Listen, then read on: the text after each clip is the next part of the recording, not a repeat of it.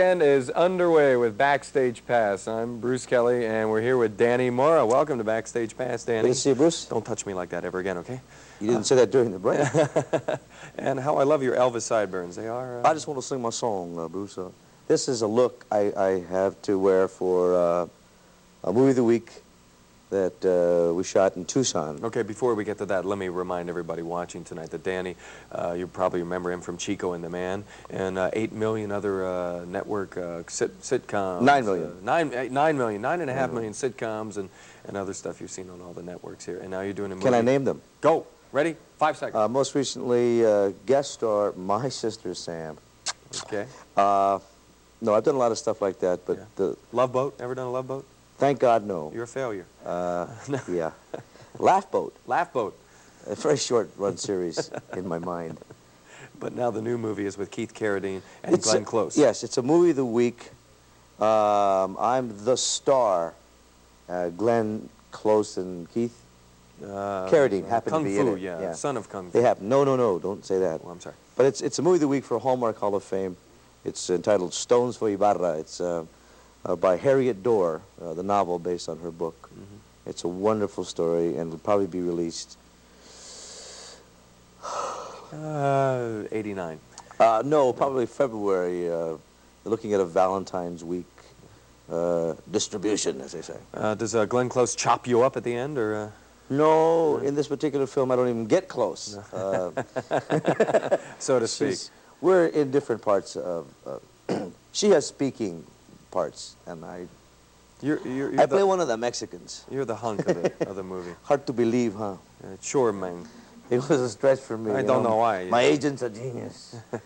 But it was fun. Comic Relief you just finished up. Comic Relief, I'm very proud of that. We did the Phoenix version of Comic Relief at Finney Bones here in town. And a bunch of comics got together. Michael Finney was there. Ron Brown from Portland, Oregon, a good friend of mine, was there. A lot of local people contributing. We raised some money for a good cause. The homeless, and as I mentioned that night on the show, not the hopeless, but the homeless. And as long as people keep doing things like that, I guess, we'll get rid of it. It's like a disease. Yeah, and you know, that's such a misconception, because people think homeless and you go, ah, yeah, those are the bums. The bums on welfare. Get a job, get off your butt. Yeah. And after watching some of the pieces on Comic Relief, not only this year but last year, these are poor, destitute people who have moved their families to another city and have been victimized. Airline pilots, college graduates. There have been many people who found themselves homeless.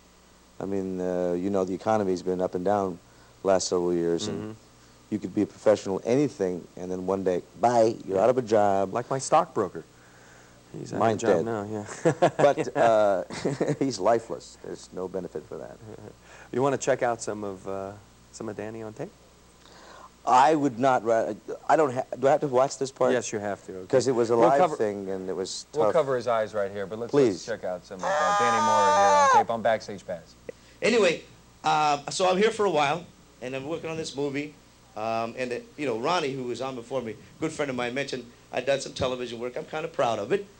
Started out on Chico and the Man, and it was a great time, great people. Freddie Prinz, Jack Albertson, Scatman Crothers, and God bless them, they're no longer with us, and I'm the only one alive. So I go 84. But it was a great time to be on television, but I had some hard times after the show was over, and I had to, you know, look for other jobs, and I started doing episodic drama. And I had to play, I think, what you call stereotypical bad guys. Like on Police Story, I robbed a bank. On Quincy, I sold drugs. Had to use my own. A low budget kind of a show. And then my first break came on an old TV series called Beretta. How many by round of applause remember Beretta? Yes? Now I'm not trying to say I was a bad guy on Beretta, but I played a guy who was trying to murder a nun, okay? This is not funny if you're Mexican-American Catholic. Have to call your mother and tell her you're on TV. I'll never forget calling my mom. Hello, Ma. I'm going to be on TV this week. Yeah, on Beretta. No, not Burrito. Beretta, the cop show. Ma, stop crying. No, I'm not going to rob a bank. No, I'm not going to sell drugs. This is a guest starring role. I get to kill a nun. Ah! Ay, Dios mío! Don't do this terrible thing. Think of the image of your familia. Think of your people. It's better you sell the drugs. Swear to God, that's what she said. God bless her. Better you sell the drugs. So being a good boy, I scored 5 pounds of clean Colombian just for Mom. You don't buy that. Okay. No, I'm teasing. It's a cheap drug joke, and I'm not into drugs. I sell them, but I don't advocate them. It's a bad enough image for me, the things I have to do on TV. But this is true. I heard this the other day. Maybe you heard this. Juan Valdez is the only guy left in South America still selling coffee. Anyway, it's an inside joke. But definitely. But I've done a lot of things on TV I'm not so proud of, and I've done some things I am proud of. On Mr. Mom, I changed my image. If you saw, how many saw Mr. Mom? Yes?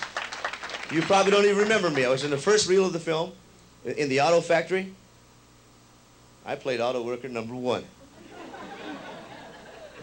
That's right, not number 2, not number 2, auto worker number 1. If you haven't seen it, we have cassettes in the lobby, $39.95. And then I was on Oh God, You Devil. Really skyrocketed my career. I got to play a bellhop. Ooh. Major shift. But things have been going good for me now.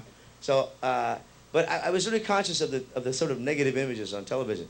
Because when I went to high school, I went to a very special high school in San Jose. It was like a very special school where you had to have a sponsor, like a judge.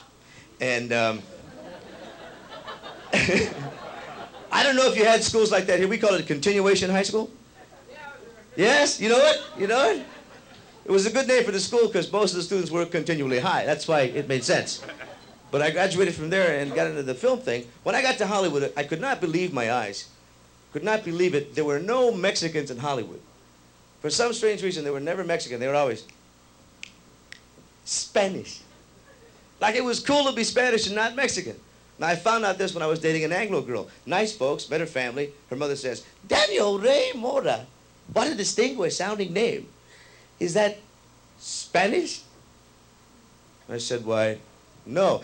Ah! Mexican! Please don't take the hubcaps. Folks, I'm not Spanish. I'm proud to be Mexican, but I'm not stupid. I took those hubcaps. Sold them to a black guy who was staying next door. He took them to a nearby dealer. It's over, okay, Dan, it's over, Danny.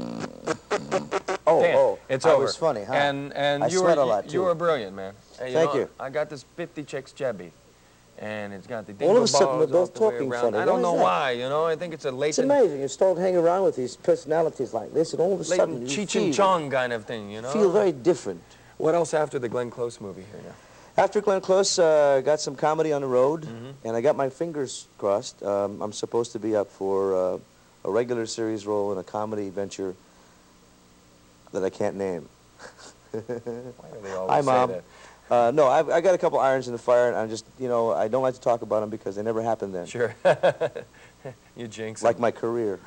Don't like to talk about it because it hasn't happened yet. We do wish you the best of luck. And it's good to be here. Yeah, thank you. Good to be here in beautiful. All right. This is the prerequisite friends kissing each other at the end of the show here. Backstage Pass. Be serious. God, brush your teeth, please. Backstage Pass. More coming up. It's not my teeth.